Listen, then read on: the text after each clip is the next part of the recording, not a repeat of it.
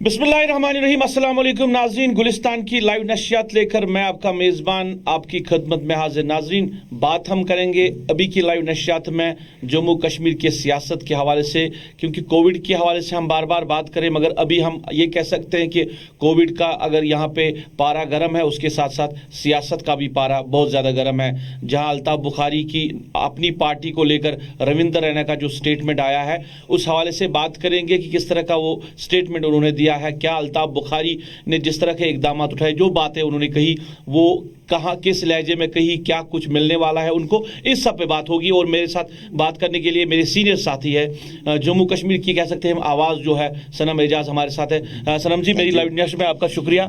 तो जिस तरह रविंदर रैना का स्टेटमेंट आया, तो क्या कहना चाहेंगे आप?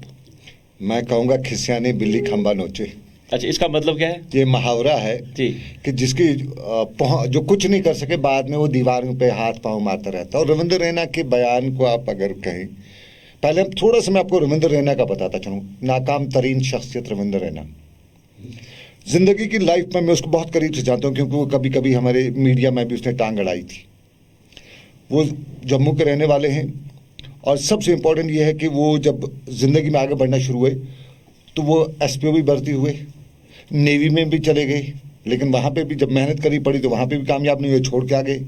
उसके बाद मीडिया में भी उसने काफ़ी टाइम के लिए, करीबन मुझे याद है 5-8 महीने के लिए उसने इसमें भी टांग डाली। और एक बार मैं जब राजौरी कवर करने जा रहा था तो मुझे मिले वो, और उन्होंने बड़ा बोला था मैं मीडिया का हूँ, तब उनकी पॉलिटिक्स में। उसके बाद कुछ नहीं है तो पॉलिटिक्स में, और पॉलिटिक्स में उसका अपना जो कैरेक्टर है वो कहीं एग्जिस्ट नहीं है।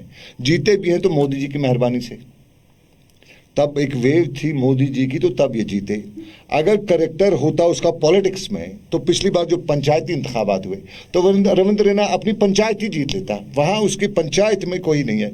रविंद्र रैना जम्मू में कोई वॉइस नहीं है बीजेपी की, जो बोल्ड वॉइस नहीं कहेंगे, ऊंची आवाज। ये तो प्रवक्ता है। अगर बीजेपी की हम बात करें जम्मू कश्मीर, बीजेपी में जो अभी तक लीडर थे, जम्मू में उनको लीडर थे, वो बात उनकी जो डायलेक्ट या टून कहीं थोड़ा नीचे था। कश्मीर में उनके पास कोई ऐसा आदमी नहीं था, फेस नहीं था। सबका कहीं ना कहीं जो कहीं कश्मीर में फिट नहीं हुआ वो बीजेपी में चला गया, कहीं जो फिट नहीं हुआ। कल हम अगर बात करें, कल एक बीजेपी के लीडर ने, बीजेपी में एक शख्स ने शमूलियत की इन हालात में, कोविड में कश्मीर में, उसका जो है पिछले दिनों उस पर एक बड़ा इल्ज़ाम लगा था जी। तो ये जो बीजेपी इस वक्त जम्मू कश्मीर में, इसकी अपनी कोई एग्जिस्टेंस नहीं है। जम्मू में ऑलरेडी 2 ग्रुप हैं, कविंद्र गुप्ता ग्रुप और दूसरा ग्रुप ये जो अपने जो बाद में डिप्टी सीएम भी बने थे स्पीकर से, कविंद्र गुप्ता एंड दूसरे जो ग्रुप है, उसमें कविंद्र गुप्ता ग्रुप की थोड़ी सी ज्यादा, निर्मल सिंह वर्सेस कविंद्र गुप्ता जी, ये जो है वो एक ग्रुप जो है ये थोड़ा सा भारी है।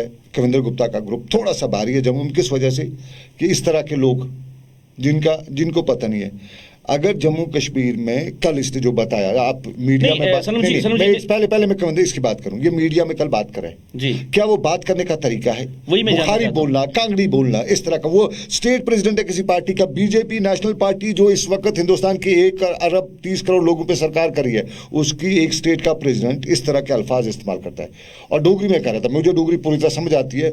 अगर मैं वहां पे उस रिपोर्टर की जगह, वैसे भी वो हमारे जो रिपोर्टर है वहां पे हंस रहे थे, उसका मजाक उड़ाया रह जाती। तो जिस आदमी को रिपोर्टर मजाक उड़ाई, उस आदमी के बयान को सीरियसली लेना नहीं। हम सियासत में कह सकते हैं कि बयानबाजियां हो रही है, आप एक दूसरे को तनकीद तो कर सकते हैं, मगर जहां पे इस तरह की लैंग्वेज इस्तेमाल करना कि ये कांगड़ी और बुखारी कहीं नहीं चलेगी, तो एक जो इनका प्रवक्ता है यहाँ की यूटी का, जम्मू कश्मीर का जो बीजेपी का प्रवक्ता है, इसकी जुबान से ऐसे अल्फाज निकलना, ये स्टेट प्रेसिडेंट भी है, प्रवक्ता ही नहीं, स्टेट प्रेसिडेंट नहीं, यूटी का प्रेसिडेंट है, स्टेट नहीं है, यूटी प्रेसिडेंट जी, प्रवक्ता है। तो इसके जुबान से ऐसे अल्फाज निकलना, और वो भी मजाक तरीके से, तो देखो हमारे इंजीनियर रशीद ने उसके संबली में कभी सीधा रास्ता दिखाया था।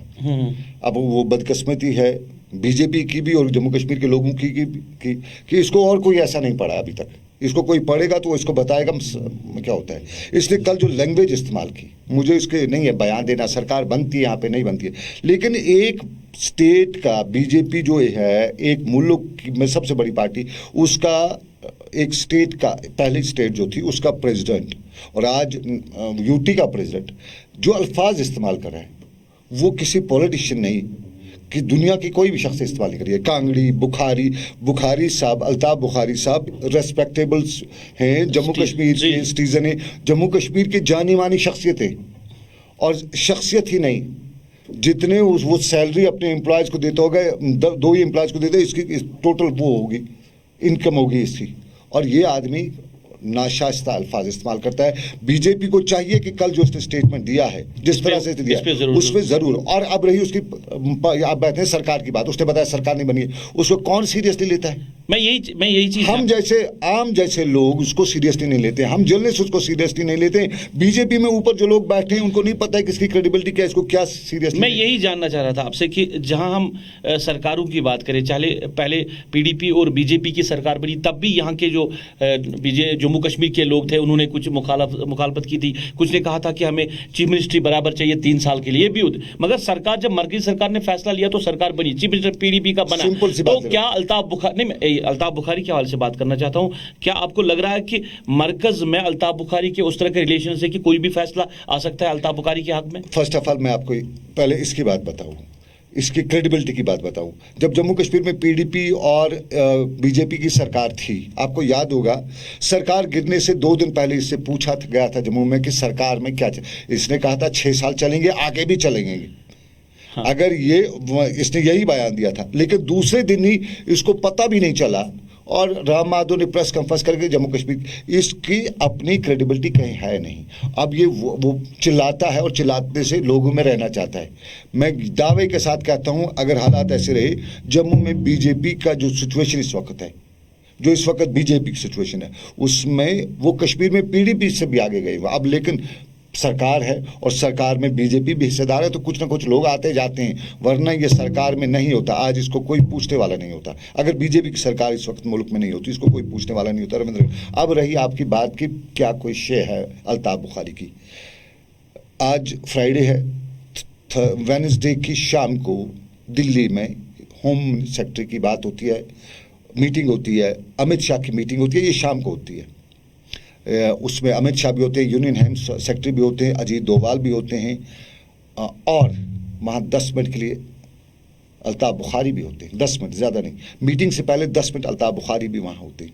तो आप खुद अंदाज़ा करिए, ये हमारे जो लोग हैं जिनकी आप बात कर रहे हैं, बीजेपी का ये जो प्रवक्ता है, इसने बड़ी कोशिश की वज़ीर-ए-आज़म से मिलने की, उसको बताने की कि जम्मू कश्मीर में सरकार वगैरह, जब ये खबरें चलने की मत। तो फिर ये परसों रात को बीजेपी के एक दूसरे लीडर के साथ, आरएसएस के एक लीडर के साथ एलजी से मिलने गया, एलजी से गुजारिश करने गया कि दिल्ली ये बात पहुंचा दो कि ये नहीं होना चाहिए। और ये क्यों नहीं होना चाहिए, उसकी वजह भी है।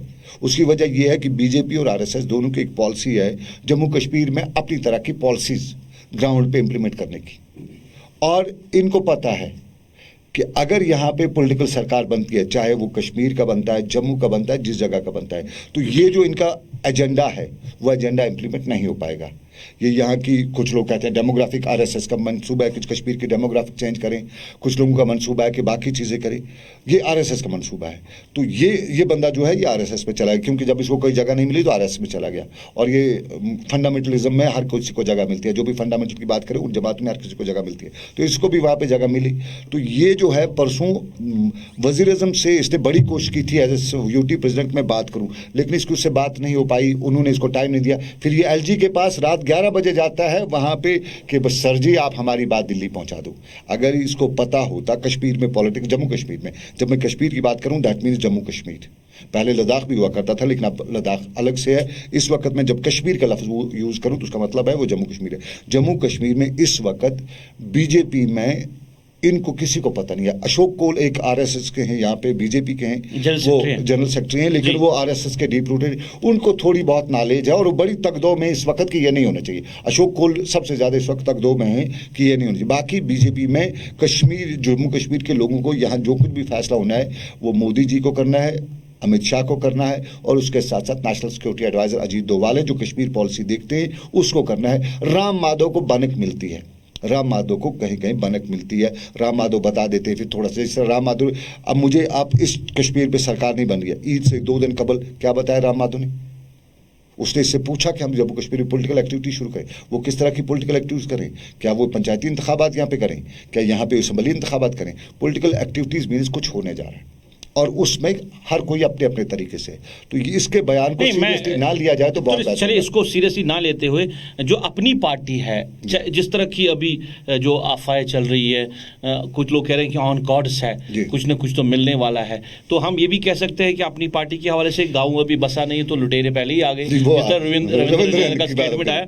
तो क्या आपको लग रहा है कि कुछ दिल्ली से कुछ मिलने वाला है? चाहे अपनी पार्टी की हम बात करें, कोई यहाँ पे जो एक केयरटेकर चीफ मिनिस्टर या जो काउंसिल ऑफ एडवाइजर्स बनने जा रहा है? देखिए एक चीज़ है, मेरी कल जो बात हुई, अगर ये इंडिया चाइना का जो इस टाइम स्टैंड ऑफ चल रहा है, अगर ये प्रोलॉन्ग नहीं होता है, कोई ऐसी सिचुएशन नहीं बन पाती है कि टफ सिचुएशन हो जाए दोनों मुल्कों के दरमियान, जिस तरह आज भी हमारे फॉरेन सेक्रेटरी ने स्टेटमेंट दिया है, उन्होंने कहा कि बातचीत वगैरह ट्रैक 2 पे हो रही है। उनने अगरचे ये इस सवाल का जवाब नहीं दिया कि क्या चेन्यू ने हमारी सरजमीन पे कब्जा किया या नहीं, लेकिन उन्होंने बताया कि बातचीत चल रही है, हम थर्ड पार्टी इंटरवेंशन नहीं करेंगे, हम खुद ही चीन के साथ इस सारे मामले को सुलझा लेंगे। अगर स्टैंड ऑफ जो है ये आगे नहीं बढ़ता है तो एक बड़ी पॉलिटिकल डेवलपमेंट आप देख सकते हैं जम्मू कश्मीर में, ये विद इन शॉर्ट पीरियड। और इस शॉर्ट पीरियड में आपको ये है कि यहाँ पे उनके पास अभी कोई है नहीं, बीजेपी के पास नेशनल कॉन्फ्रेंस जानने वाली थी, उमर साहब इस सारे के बीच में फटाफट गए थे, उसको लगा था कि शायद ये खा गया तो मैं हमारी नेशनल कॉन्फ्रेंस वो बड़े गए थे, लेकिन उसको इस वक्त कहा गया कि आप माफ़ रखिएगा, फिलहाल आप अपनी पोजीशन संभालिए, उधर ही रहिएगा। तो एक आदमी है, वो है अपनी पार्टी के लोग, और इस अपनी पार्टी में बहुत से लोग हैं और आ भी रहे। इसमें जैसे सरकार का सुना लोगों ने कि सरकार बन रही है अपनी पार्टी की, तो बहुत से लोगों ने इनसे रब्ता किया, बहुत से नेशनल यूनियन ने रब्ता किया, पीडीपी वालों ने रब्ता किया, दूसरी जमात के लोगों ने रब्ता किया इनके साथ। नहीं, मैं एक चीज़ जानना चाहूँगा, जहाँ हम आर्टिकल की बात करें, एब्रीगेशन आर्टिकल 370, उसके बाद 35 से वो तो चला ही गया। अब जब अपनी पार्टी बनी तो उन्होंने कुछ जो तजावीज़ दी थी गवर्नमेंट ऑफ इंडिया को, प्राइम मिनिस्टर को, उसमें तो एक था डोमिसाइल कि इसको फिलहाल कुछ टच न करिएगा। इस पे जो अल्ताफ बुखारी ने कहा कि हम कॉन्फिडेंट हैं कि डोमिसाइल के हवाले से कोई अभी मरकजी सरकार कुछ नहीं करेगी। उसके बाद तो चेंज आ गई डोमिसाइल में। और दूसरा 4G के बारे में ये बार बार बोल रहे थे कि अब रेस्टोरेशन ऑफ 4G के लिए हम बात कर रहे हैं, रेस्टोरेशन ऑफ 4G के लिए, वो भी नहीं हुआ। तो क्या इन हालात में जहाँ पे आर्टिकल नहीं है, स्टेट नहीं है, आपका 35 ए नहीं है, ये जो अपनी पार्टी है ये दिल्ली पे भरोसा करेगी?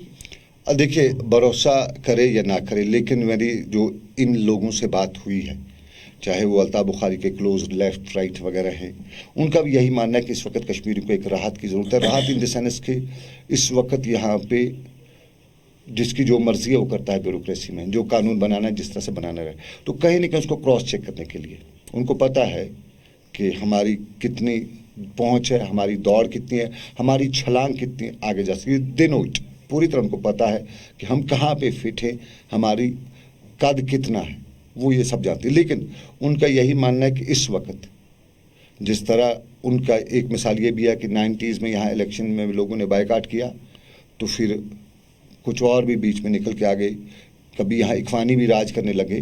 तो ये इस वक्त भी उसी तरह का माना जा रहा है कि जम्मू कश्मीर में एक गेम प्लान के तहत सिचुएशन क्रिएट की जा रही है, और इसमें कोई न कोई रीजनेबल या सीजनेबल दोनों शख्स सामने नहीं आता है, कोई पार्टी ऐसे सामने नहीं आती है। तो आने वाले वक्त में मुश्किलात हो सकती है जम्मू कश्मीर के लोगों के लिए, उनके बकौल, और इसीलिए वो चाहते हैं कि सारा ना सही, 100% नहीं सही तो 50%, 50 नहीं तो 20%, कुछ न कुछ रहना चाहिए यहाँ पे कश्मीरियों के हाथ में, जम्मू कश्मीर के लोगों के हाथ में। क्योंकि 370 हटाने के बाद जिस तरह उम्मीद थी कि एक देश हो जाएगा, पूरा जगह कश्मीरी पूरे हो जाएंगे, उसमें कोई चेंज अभी तक देखने को नहीं मिले। बल्कि ग्राउंड पे कुछ लोग ये भी कहते हैं कि नहीं, एलिनेशन और ज़्यादा हो गई है 370 के बाद, 35 हटाने के बाद भी कोई कुछ नहीं हुआ, यहाँ डोमिसाइल लाने के साथ भी कोई कुछ इतना फ़र्क नहीं पड़ रहा है। तो कुछ न कुछ जो है लोगों में वो सारी चीज़ें। देखिए सनम जी, मुझे जो इनकी लीडर से बात की मैंने, उन्हें कहा कि हमने जो कुछ बातें मरकजी सरकार के सामने रखी है, जब तक उन पे ना कोई हमें लगे कि उन पे कोई फैसला आ जाएगा, या हमें लगे कि हमें थोड़ी सी राहत मिल रही है उनमें से, तब तक तो ऐसा कुछ हम करने के लिए तैयार नहीं है, और हमें करना भी नहीं चाहिए इन हालात में। देखिए, अगर मैं अपने सोर्सेज को कोट करते हुए बताऊं, एक कमिटमेंट है जो पॉलिटिकल लीडर्स यहाँ के हैं 5 अगस्त के बाद जो उठाए गए हैं या 5 अगस्त को उठाए गए हैं, उनकी रिहाई भी अल्ताफ बुखारी ने उनके सामने रखी है। और मोस्ट प्रॉब्ली कल हमें बताया गया था कि उनको छोड़ा जा सकता है, मोस्ट प्रॉब्ली आज या कल उनको छोड़ा भी जा सकता है। ये एक खबर थी तो गवर्नमेंट ऑफ दिल्ली ने। दूसरा, स्टेटहुड का वापस वही बड़ा मुद्दा था स्टेटहुड का।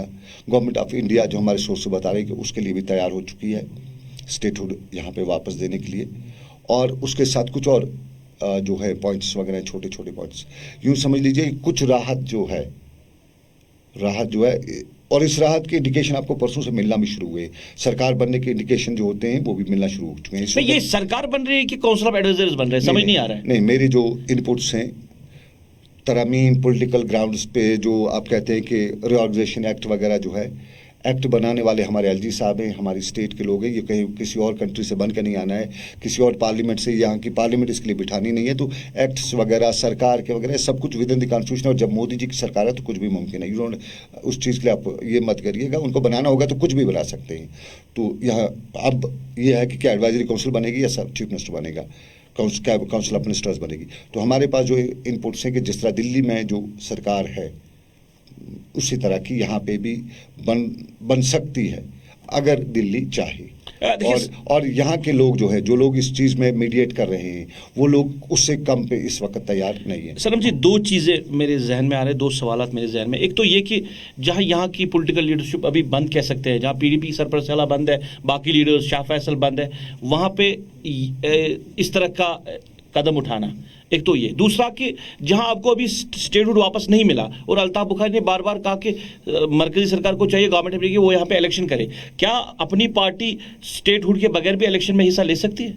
नहीं, ऐसा पॉसिबल नहीं है, ऐसा पॉसिबल नहीं है। जो उनके क्लोज क्वार्टर्स में मेरी जो बात हुई है, उनका मानना है कि सरकार के साथ ही कहीं ना कहीं स्टेटहुड जो है वो जम्मू कश्मीर को दी जाएगी। तो अगर अगली प्रोसेस जो कुछ भी होगी, पॉलिटिकल प्रोसेस जम्मू कश्मीर में, वो विद इन द स्टेट होगी, state of Jammu and Kashmir, Ladakh के बगैर, लेकिन स्टेट होगी।